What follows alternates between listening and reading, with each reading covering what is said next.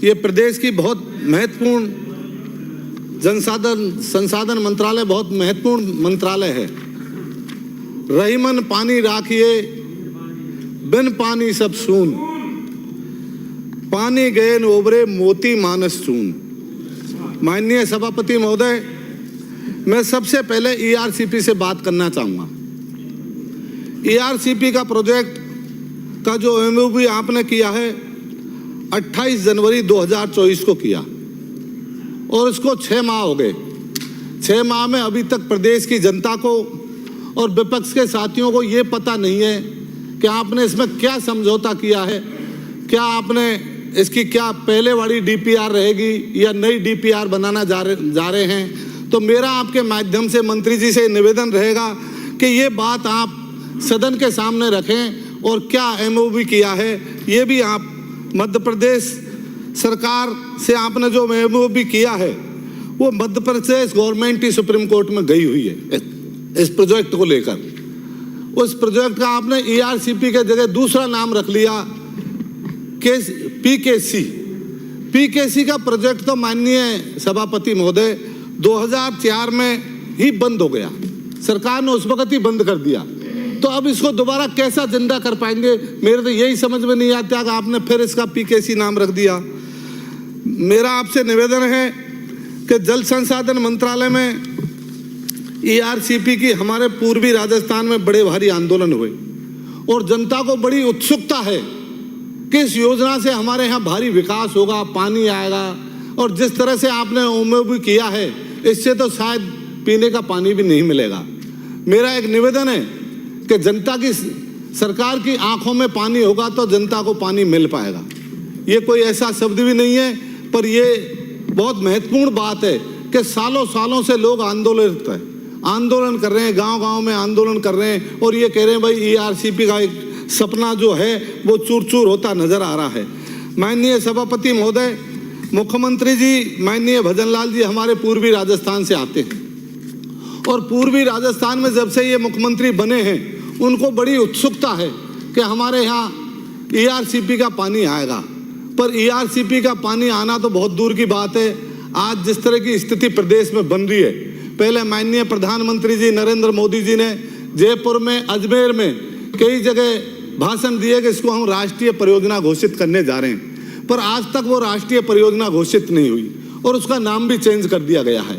तो मुझे लगता है कि कहीं ये कागजों में इस तरह से उलझ के रह जाएगी और मध्य प्रदेश ने जिस तरह से सुप्रीम कोर्ट में जो दावा पेश किया है, कोर्ट में केस किया है, तो उस केस से ये योजना शायद यहीं लटक के रह जाएगी। मेरा निवेदन है आपसे कि हमारे भरतपुर, करौली, धौलपुर, हिंडौन, महुआ सभी क्षेत्रों में गंभीर नदी एक बहुत बड़ा जीवनदायिनी नदी है और गंभीर नदी में पांचड़ा डैम बना हुआ है। पिछले 20 साल से वो बंद है, किसी भी तरह से उसमें पानी नहीं आ रहा है। अगर उसको बीच बीच में खोल दिया जाए तो लोगों को वहाँ पानी मिलने की व्यवस्था हो सकेगी। इसके साथ साथ वहाँ के हमारे समाज सेवी ताराचंद मीना थे, उनने एक बहुत बड़ा सर्वे किया। सालों साल तक उनने एक सर्वे करके सरकार को बताया और हमारी पूर्ववर्ती सरकार में गहलोत साहब को भी उनने इस योजना पे बहुत सारा काम करके बताया। उसमें ये रिपोर्ट बनाई उनने कि भाई गंभीर नदी पर हर 5 किलोमीटर पर एक एनीकट बनाया जाएगा तो उस एनीकट से जनता को भारी लाभ मिल पाएगा। इसके साथ ही जो अपने ईआरसीपी की जो बात थी उसमें ये कह रहे थे कि भाई ईआरसीपी तो पहले ही चालू कर दी। माननीय अशोक गहलोत जी ने उसमें 9,000 करोड़ से ज़्यादा का जो बजट रखा तो उसमें केंद्रीय मंत्री जी ने एक चिट्ठी लिखी चीफ सेक्रेटरी को कि इस योजना को बंद किया जाए, इस पर काम ही नहीं किया जाए। तो उस वक्त अशोक गहलोत साहब ने कहा था कि ये योजना बंद नहीं होगी चाहे मुझे बंद होना पड़े। तो नहीं, कैसे खर्च नहीं हुआ, उसके टेंडर हो गए। अरे कैसा काम आज भी चल रहे हैं, हमारे क्षेत्र में काम चल रहे हैं। आप कैसी बात करते हैं सरदार जी, आप माननीय सदस्य चल के देखो, आज भी काम चला हुआ है।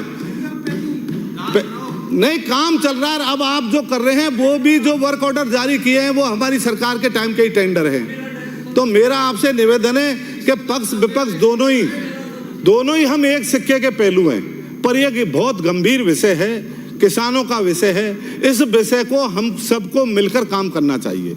तो आपने पहले उसमें 13 जिले थे, अब 21 जिले कर दिए, ये भी अच्छी बात है कि उसका दायरा बढ़ा दिया। पर जो पहले डीपीआर बनी थी उसमें खूडा चैनपुर एक मुख्य जगह पानी का स्टोरेज का रखा था।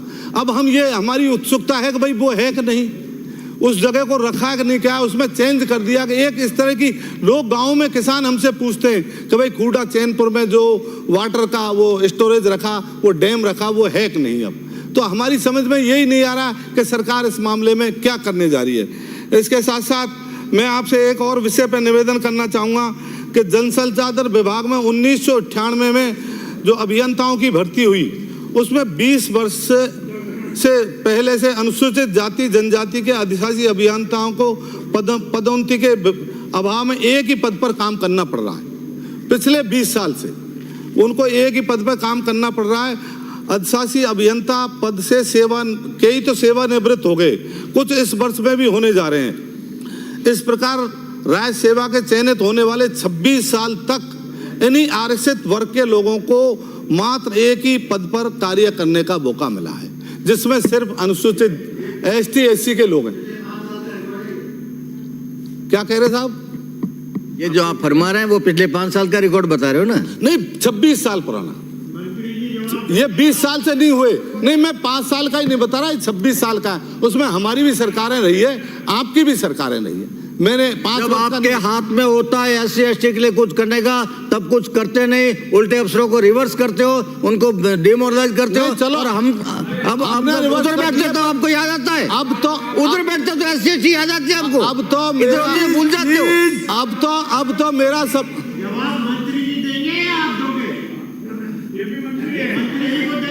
नहीं, तो मंत्री जी मैं जवाब नहीं दे रहा, सवाल पूछ रहा हूँ आपसे सवाल पूछ रहा हूँ।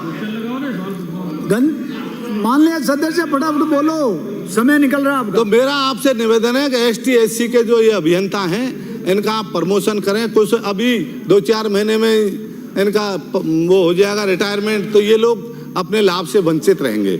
मेरा जल संसाधन मंत्री जी से निवेदन है कि आप जल्दी से जल्दी इस क्रमोन्नत 38 पदों को प्रशासनिक आदेश जारी करावें। इसके साथ साथ सिंचाई विभाग के जो तालाब हैं, पहले सरकारों ने इनको सिंचाई विभाग से ग्राम पंचायतों को दे दिए। ग्राम पंचायतों के पास बजट है नहीं और इन तालाबों की स्थिति खराब है, नहरों का कोई काम उनमें नहीं हो रहा है, वो जर्जर हो रहे हैं, उनमें कई जगह टूट भी गए बरसातों के कारण, तो वो तालाब जनता के कोई काम नहीं आ रहे हैं। तो मेरा आपसे निवेदन है मंत्री महोदय कि जो सिंचाई विभाग के तालाब हैं वो तो अलग बात है, पर पहले सरकारों ने वो ग्राम पंचायत को हैंडओवर कर दिए, तो ग्राम पंचायत को हैंडओवर करने से आज उन तालाबों पर कोई काम नहीं हो पा रहा है। तो इसलिए उन तालाबों को वापस जल संसाधन विभाग में दिए जाएं और उनको पुनः रखरखाव के लिए उनकी स्थिति और नहरों की स्थिति को ठीक किया जाए। इसके साथ साथ मैं आपसे निवेदन करूंगा कि चंबल नदी हमारे एक बहुत बड़ी जीवनदायिनी नदी है, उसमें पानी की कोई कमी नहीं है और उसमें लिफ्ट कर, जैसे जगर बांध है, बांसड़ा बांध है, तो वो पहले अशोक गहलोत साहब मुख्यमंत्री जी के टाइम पे उसमें बजट भी दिया था और वो कुछ काम उसमें पूरा भी हो गया है, सर्वे भी हो गया है। तो आपके माध्यम से मेरा निवेदन रहेगा मंत्री जी को कि उस योजना को देने से हमारे पूर्वी राजस्थान में जो एक बाढ़ एरिया है उसमें हजारों फीट तक ग्राउंड वाटर नहीं है, जमीन में कोई पानी नहीं है, तो सिर्फ उस आधार पर इनको किसानों को लाभ मिल सकता है। एक योजना और है हमारे किसानों में, फार्म पाउंड की। फार्म पाउंड एक ऐसा योजना है, उससे किसानों को वरदान साबित हुआ है। उससे जब फार्म पाउंड की योजना चली थी तो उसमें अनुदान कम राशि मिलती थी। अब मेरा सरकार से निवेदन रहेगा कि उसकी अनुदान राशि अगर हम बढ़ाएंगे तो किसानों के लिए वो बहुत ही एक महत्वपूर्ण योजना है। उसमें आप